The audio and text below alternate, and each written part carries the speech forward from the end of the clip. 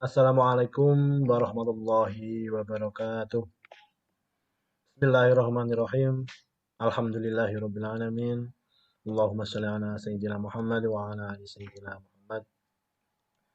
Anak-anak yang saya sayangi, hari ini kita akan mempelajari materi Toharoh, khususnya subbab tayamum. Untuk itu, mari kita dengarkan penjelasan yang akan saya sampaikan. Perhatikan baik-baik setiap apa yang saya sampaikan agar pemahaman anak-anak semuanya tidak ada yang salah dan keliru tentang materi tayamum ini.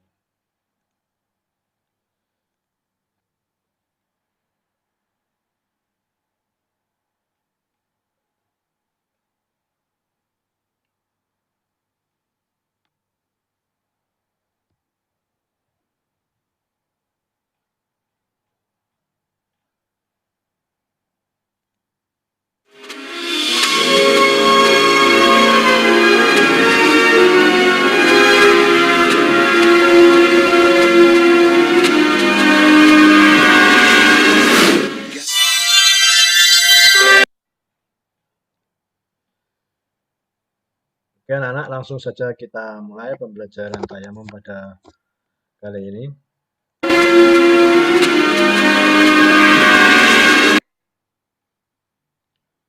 Nah, di sini anak-anak ada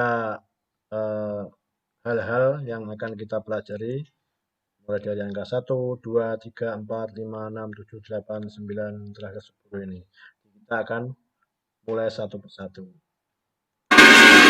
Pembelajaran. Setelah mengikuti pembelajaran, siswa diharapkan mampu menjelaskan pengertian tayamum dan dasar hukumnya. Kemudian yang kedua, siswa mampu menyebutkan hal-hal yang membatalkan tayamum. Kemudian yang ketiga, bisa menjelaskan tata cara tayamum, dan terakhir yang paling penting adalah anak-anak bisa mempraktekkan tata cara tayamum ini. Kita kembali. Definisi tayamum. Tayamum ialah menyapukan tanah atau debu yang suci ke muka atau wajah dan kedua telapak tangan, maksud saya kedua tangan, dengan beberapa syarat tertentu sebagai pengganti wudhu atau mandi besar atau wajib. Jadi tayamum ini bisa menggantikan wudhu, bisa menggantikan mandi wajib, atau bisa menggantikan kedua-duanya. Jadi kalau kita sedang hadas kecil dan hadas besar, maka cukup dengan tayamum ini bisa untuk mensucikan kedua-duanya. Kita menjadi suci kembali. Nah, apa itu tayamum? Ini kita jelaskan lebih detail lagi. Dengan kata lain, tayamum merupakan cara alternatif menghilangkan hadas kecil. Kemudian juga cara alternatif menghilangkan hadas besar. Juga sebagai pengganti wudhu, pengganti mandi wajib atau mandi besar, pengganti wudhu dan mandi besar sekaligus. Kemudian media bersuci dari hadas berupa air diganti dengan debu. Kemudian tayamum adalah wujud rukhsah atau keringanan dari Allah untuk hambanya. Rukhsah itu banyak anak-anak, dan salah satunya tayamum ini. Nanti ada lagi rukhsah yang lain, misalnya orang yang sedang bepergian itu mendapatkan rukhsah boleh menjamak sholatnya, boleh mengqashar sholatnya, boleh mengganti sholat Jumat dengan sholat jamak atau sholat qashar atau dua-duanya. Itu juga termasuk rukhsah. Orang yang tidak kuat berpuasa karena perjalanan misalnya, itu juga mendapatkan rukhsah, boleh membatalkan puasanya. Nah, debu untuk tayamum ini misalnya ini ada yang di pasir, di tanah seperti ini juga, ada di kursi, bantalan kursi, ada di karpet, ada di mana-mana, banyak sekali debu. Artinya apa? Debu ini tidak terbatas tempatnya, anak-anak. Meskipun tempat itu sangat tertutup, habis disedot debunya, habis dipel sekalipun, tetap dalam waktu beberapa menit kemudian, dimanapun tempatnya, pasti akan ada debu tersebut. Debu yang untuk bersuci ini. Artinya debu tersebut tidak harus tebal sekali sehingga terlihat sangat kotor ketika dilihat dari samping itu terlihat sekali debunya enggak. Tapi debu yang dimaksud untuk bersuci ini sangat lembut sekali. Jadi di dalam debu itu ada namanya debu yang untuk bersuci ini namanya. Kalau di dalam bahasa Jawa ada namanya lebu. Kita lanjut anak-anak. Landasan hukum. Nah, ini adalah dalil tentang diperbolehkannya tayamum. Kita buka yang pertama, dalil tentang tayamum. Nah, ini ada Quran surat An-Nisa ayat 43. Ini penggalanya. Ini bisa kita baca anak-anak. Ini saya carikan di Google dulu. Nah, ini ayat Quran surat An-Nisa ayat 43 ini panjang sekali. Tadi ada penggalan yang terakhir yaitu ini fatayammamu sa'idan tayyiban famsahu biwujuhikum wa aydikum innallaha kana afuwan ghafura. Artinya apa anak-anak? Artinya tadi di sini ada tadi. Kemudian kamu tidak mendapatkan air, maka bertayamumlah kamu dengan tanah yang baik, sapulah wajahmu dan tanganmu. Ini kalau kita tidak mendapatkan air, kita boleh bertayamum dengan tanah yang suci tentu saja. Kalau kita yakin di situ tuh bekas ada anak kencing misalnya, ya jangan bertayamum di situ, karena kita tahu pasti bahwa tanah tersebut telah digunakan untuk kencing anak kecil tadi. Jadi cari yang kita tidak tahu bahwa di situ ada najis. Kemudian ini di An-Nisa ayat 43 ini juga ada caranya. Disuruh menyapu wajah dan tangan. Caranya cuma seperti itu. Kita lanjut anak-anak. Kemudian ini ada dalil tentang tayamum yang berasal dari hadis riwayat Bukhari dan Muslim. Ini dalilnya seperti ini anak-anak. Kita baca artinya saja. Aku Rasulullah maksudnya diberikan 5 perkara yang tidak diberikan kepada seorang nabi sebelumku.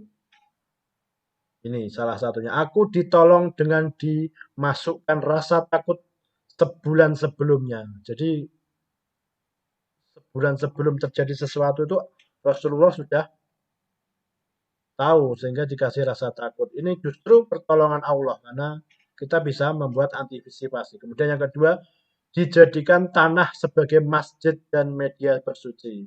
Artinya di maaf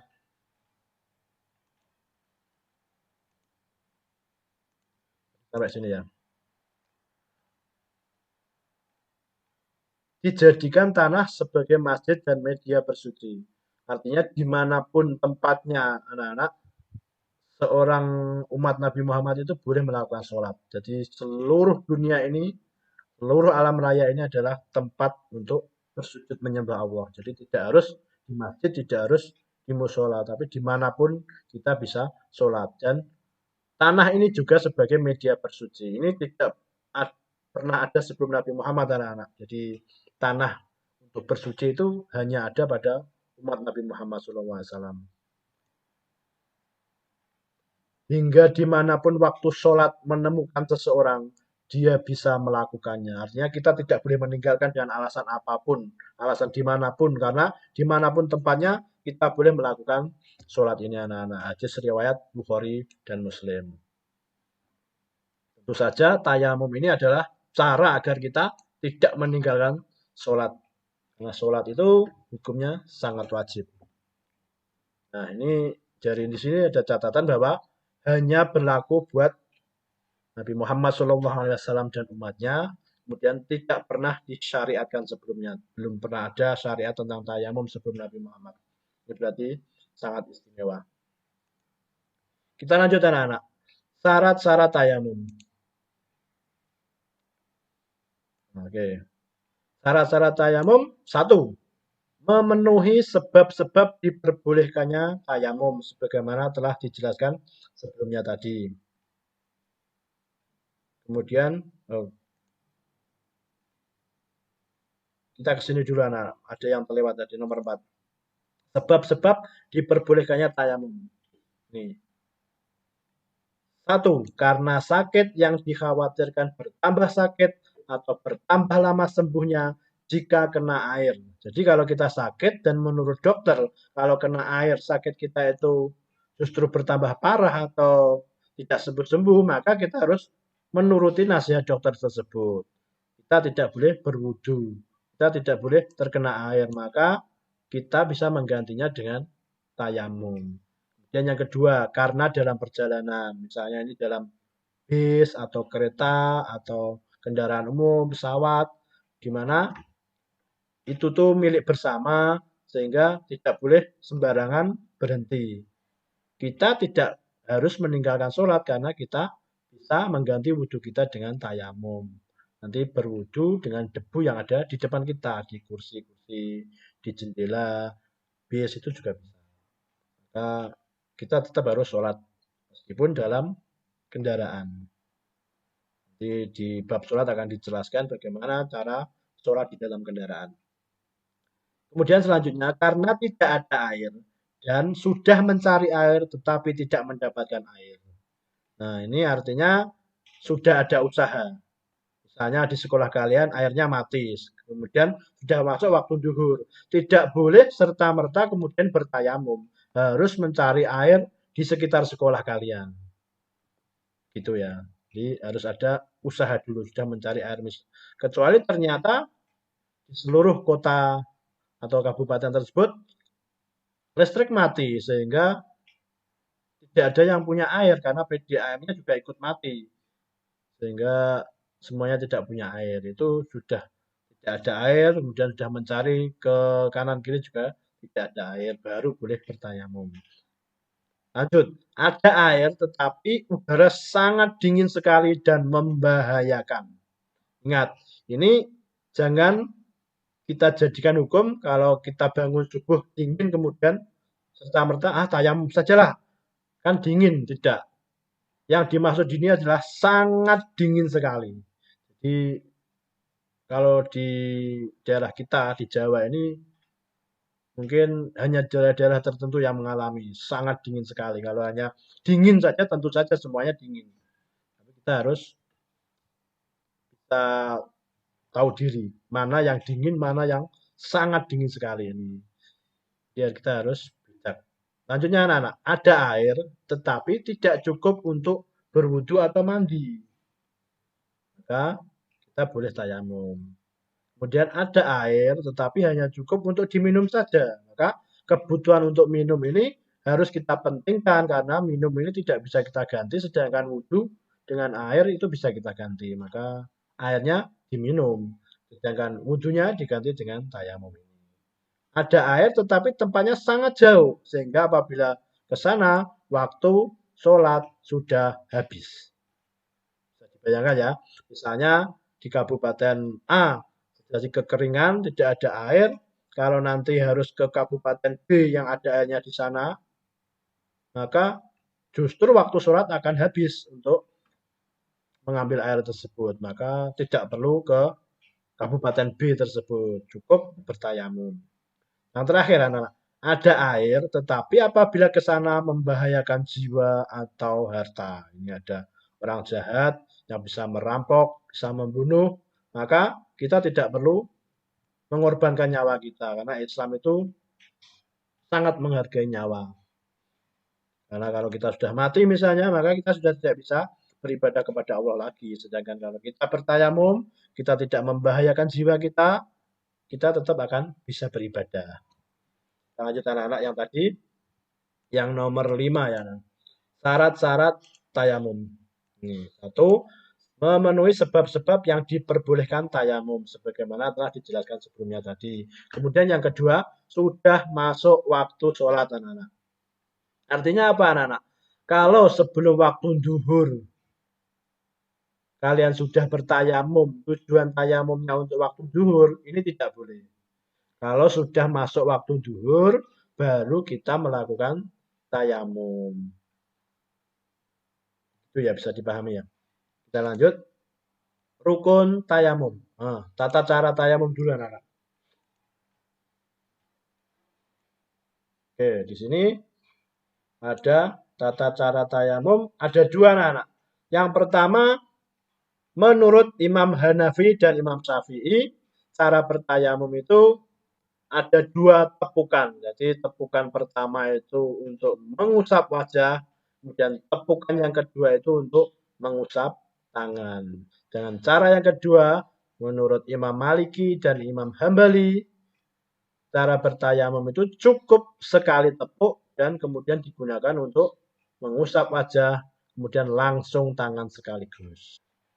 Ini ada video tata cara tayamum, mari kita lihat anak-anak. Yang di video ini nanti saya mempraktekkan cara yang pertama, yang Hanafi dan Syafi'i. Mari kita tonton.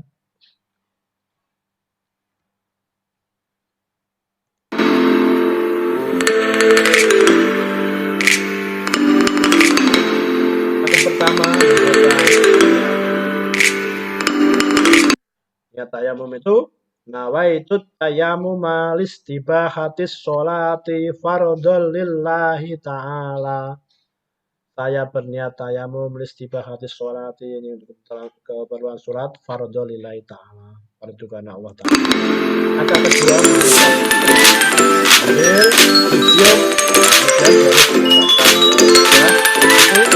dua. Kita mengambil ventilasi di tempat yang berbeda. Cium,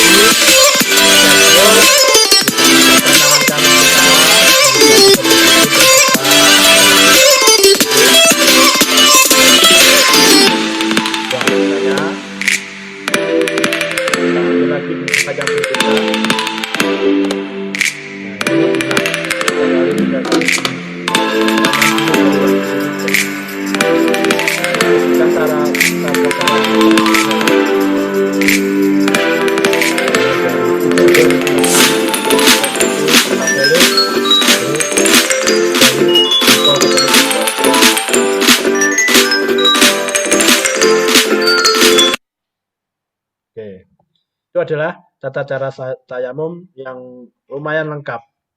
Itu sebenarnya simpel, wajah dan tangan saja. Tidak seperti wudhu yang lebih banyak lagi. Rukun tayamum anak-anak. Ya, rukun tayamum. 1. Niat. 2. Menyapu wajah dengan debu. Kemudian 3. Menyapu kedua tangan sampai siku.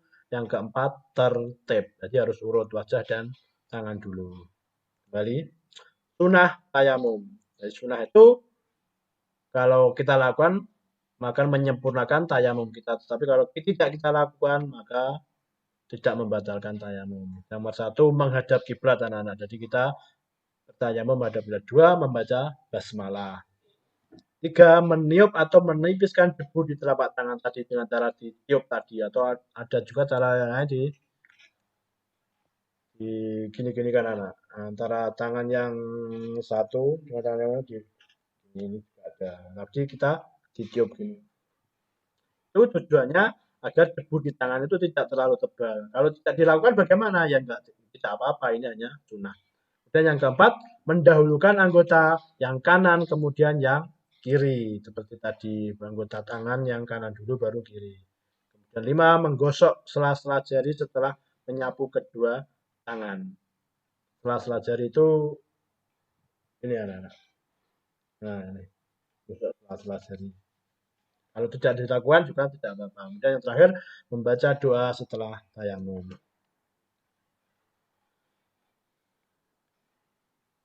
9. Yang membatalkan tayamum. Kita buka anak-anak. Hal-hal yang membatalkan tayamum. Nomor 1. Semua hal yang membatalkan wudhu juga membatalkan tayamum. Ini artinya kita sudah pelajari bahwa Misalnya kentut itu membatalkan wudhu, berarti juga membatalkan tayamum kalau kita kentut. Atau misalnya habis pipis itu juga membatalkan tayamum. Atau tidur telentang itu juga membatalkan wudhu, maka juga membatalkan tayamum. Pokoknya semua yang membatalkan wudhu itu membatalkan tayamum. Tambah apa lagi anak-anak? Ini ada 2, 3, dan 4. 2, semua hal yang membatalkan mandi wajib atau mandi besar juga membatalkan tayamum. Artinya kalau kita itu misalnya haid gitu, maka haid itu membuat kita hadas besar. Kalau kita suci harus mandi. Maka kalau kita haid, maka tayamumnya juga ikut batal. Jadi segala sesuatu yang menyebabkan hadas besar membuat kita harus mandi wajib, itu juga membuat tayamum kita menjadi batal. Jadi yang membatalkan wudhu, yang membuat hadas besar, yang ketiga menemukan air. Jika tayamum yang dilakukan karena tidak ada air. Jadi kalau alasannya tayamum tadi tidak ada air, kok tiba-tiba air datang, maka otomatis tayamumnya menjadi batal. Misalnya di dalam sholat, kita tadi sholatnya dengan tayamum. Ketika sholat kita mendengar hujan deras, meskipun kita tidak melihat hujan, tetapi kita mendengar hujan itu datang dengan deras, maka otomatis tayamum kita batal dan harus kita batalkan sholatnya. Kita harus mengganti tayamum tersebut dengan wudhu. Alasannya karena kita bertayamum tadi tidak ada air, karena airnya sudah ada ya otomatis tayamumnya tidak sah lagi batal. Yang terakhir, dapat menggunakan air jika tayamum yang dilakukan karena terhalang menggunakan air. Misalnya karena bertayamum, misalnya karena diperban kakinya. Terus kemudian perbannya dibuka dan kakinya sudah sembuh misalnya. Jadi otomatis tayamumnya batal karena kita sudah tidak terhalang lagi hal-hal yang menghalangi kita untuk wudhu tadi. Seperti itu ya anak-anak. Nah, ini yang terakhir ada kuis anak-anak. Kuis ini untuk melihat bagaimana pemahaman kita tentang tayamum setelah kita jelaskan di atas. Kita pelajari bareng-bareng saja anak-anak. Kita klik ini. Perhatikan keadaan berikut. Ini kita baca soalnya dulu. Dalam keadaan tersebut seorang muslim dapat bersuci dengan, nah, ini harus kita baca berarti. 1. Perjalanan yang sulit mendapatkan air. Menderita penyakit yang tidak boleh terkena air. Ada air, namun persediaan terbatas untuk minum. Nah, ini adalah apa tadi? Sebab-sebab diperbolehkannya seseorang bertayamum. Kita klik bertayamum. Kemudian kita submit. Nah, korek, benar. Kita continue lanjut. Ridwan hendak bertayamum karena beberapa keadaan yang mendesak. Anggota tubuh yang wajib diusap Ridwan saat bertayamum adalah, sudah dijelaskan bahwa yang diusap saat tayamum itu hanya ada 2. Apa anak-anak? Muka atau wajah dan tangan saja. Jadi muka dan tangan. Kita klik ini, kita submit. Correct, benar. Continue. Nah, ini ada isian. Menurut pendapat ulama madhab Hanafi dan Syafi'i, mengambil debu saat tayamum dilakukan sebanyak 2 kali. Tepukan pertama digunakan untuk mengusap apa tadi? Muka atau wajah. Kita coba ya. Kita jawab muka. Submit. Nah, benar. Kita continue. Carilah pasangan yang paling tepat. Jadi ini disuruh memasangkan. Rukun tayamum. Yang termasuk rukun ada berapa anak? Tadi ada 4. Niat, mengusap muka, mengusap tangan, dan tertib. Ini yang mana? Ini mengusap muka. Jadi kita pasangkan ke sini. Dan sunah tayamum. Kepala tidak ada. Mengusap 3 kali. Iya, tadi kan ada keterangan di lakukan 3 kali yang sunnah tadi. Kita masukkan ke sini. Tersebut sebab-sebab tayamum. Kepala, duduk, sakit, malas ke kamar mandi. Ya, tentu saja jawabannya yang sakit tadi anak-anak. Karena sakit tidak boleh kena air, maka itu adalah diperbolehkan. Kita submit coba. Nah, korek, benar. Lanjut anak-anak. Istilah bagian yang kosong. Tayamum adalah alternatif bersuci pengganti fill in the me and me. Pengganti apa anak-anak tadi? Pengganti wudhu dan mandi besar. Kita ketik wudhu. Wudhu dan mandi. Mandi besar. Atau mandi wajib tadi. Nah, korek, benar. Continue.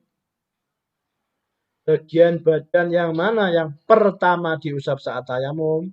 Apa anak-anak? Setelah mengambil debu, maka kita mengusap bagian wajah atau muka. Jadi kita cari klik yang wajah. Nah, ini wajahnya ya. Klik. Nah, ini sudah klik. Klik. Kita submit. Korek, benar. Dan ini sudah soal terakhir ternyata kita view result. Congratulations, you score 100%. Nah, sudah benar anak-anak 100%. Nah, gitu ya anak-anak. Pelajaran tentang tayamum hari ini. Semoga bisa dipahami dan bisa dipraktekkan kalau kita memang membutuhkan ilmu tentang tayamum ini. Ada kurang dan salahnya saya membawakan materi ini, saya mohon maaf. Wabillahi taufiq wal hidayah. Assalamualaikum warahmatullahi wabarakatuh.